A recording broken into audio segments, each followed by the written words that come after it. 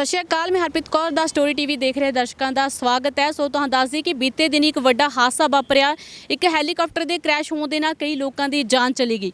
उस हैलीकॉप्टर दे विच CDS दे general Vipin Rawat ते उन्हां दी धर्मपत्नी ते सेना के उच्च अधिकारी मौजूद सन, जिन्हां दी मौत हुई है। अते इस तरह के पहलां भी कई हवाई हादसे हुए ने जिन्हां विच उगियां शख्सियतां दी मौत हुई है। कित्थे अते कदों उन्हां उगियां शख्सियतां दी मौत हुई है, आओ तुहां दस दे इस खास रिपोर्ट दे विच।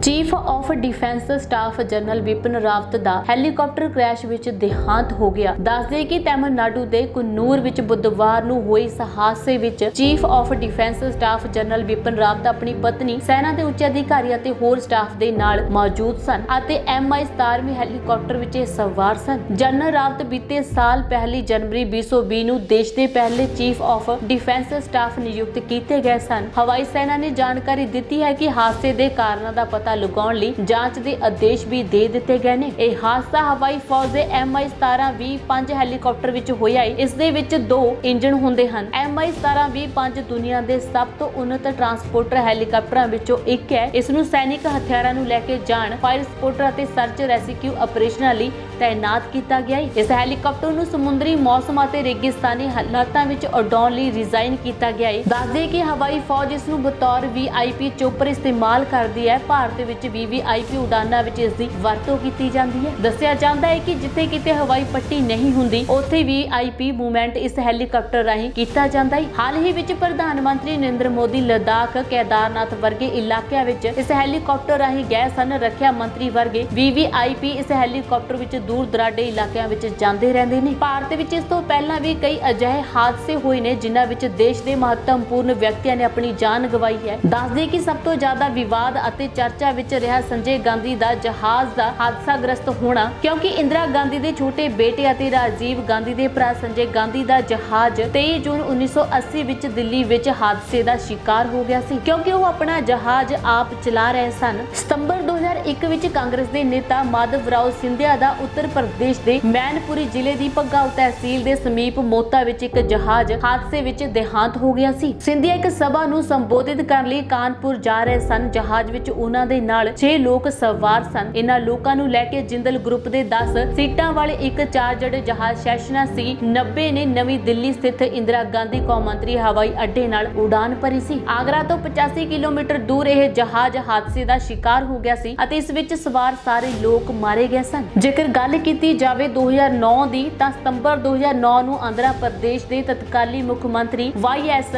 राजशेखर रेड्डी अते 4 होर लोकां नूं लैके एक हैलीकॉप्टर नल्लामाला जंगली इलाके विच लापता हो गया सी। सेना की मदद नाल इस हैलीकॉप्टर की खोज की गई सी। 3 सितंबर नूं हैलीकॉप्टर का मलबा कुरनूल विच 74 किलोमीटर दूर पहाड़ी के शिखर तो मिलिया सी। उत्थे अप्रैल 2011 विच अरुणाचल प्रदेश के मुख मंत्री दौरजी खाडू की हैलीकॉप्टर हादसे विच मौत हो गई सी। खाडू 4 सीटां वाले एक इंजन के Pawan Hans helicopter ASB 350B3 विच सवार सन। उन्हां दा हैलीकॉप्टर तवाग तो उड़ान भरन दे 20 मिनटां बाद ही लापता हो गया सी। इत्थे तो दस दे कि मार्च 2002 लोक सभा के साबका स्पीकर GMC बालयोगी की आंध्र प्रदेश के पश्चिमी गोदावरी जिले विच एक बेल 206 हैलीकॉप्टर के हादसाग्रस्त होने ते मौत हो गई सी। बेल 206 एक निजी हैलीकॉप्टर सी जिस विच बालयोगी उन्हां दे सिक्योरिटी गार्ड अते एक सहायक सवार सन। अप्रैल 2005 विच मशहूर स्टील व्यापारी अते राजनेता OP जिंदल एक हवाई हादसे विच मारे गए सन। इस हादसे विच हरियाणा के साबका मुख्यमंत्री बंसी लाल दे पुत्र सुरिंदर सिंह अते पायलट की भी मौत हो गई सी। यह हैलीकॉप्टर हादसा उदों होया जदों ओह चंडीगढ़ तो दिल्ली आ रहे सन। OP जिंदल उस वेले हरियाणा के ऊर्जा मंत्री सन अते देश के मोहरी उद्योगपतियों विच उन्हां दी गिणती हुंदी सी। उस साल फोर्ब्स ने जिंदल नूं विश्व दा 548वां सब तो अमीर व्यक्ति दस्सिया सी। मई 1973 साबका लोह अते स्टील अते खान मंत्री मोहन कुमार मंगलम दा देहांत भी एक जहाज हादसे विच होया सी। दस दे कि इस तरह ही कई महान उगियां शख्सियतां ने अपनी हवाई हादसे दे विच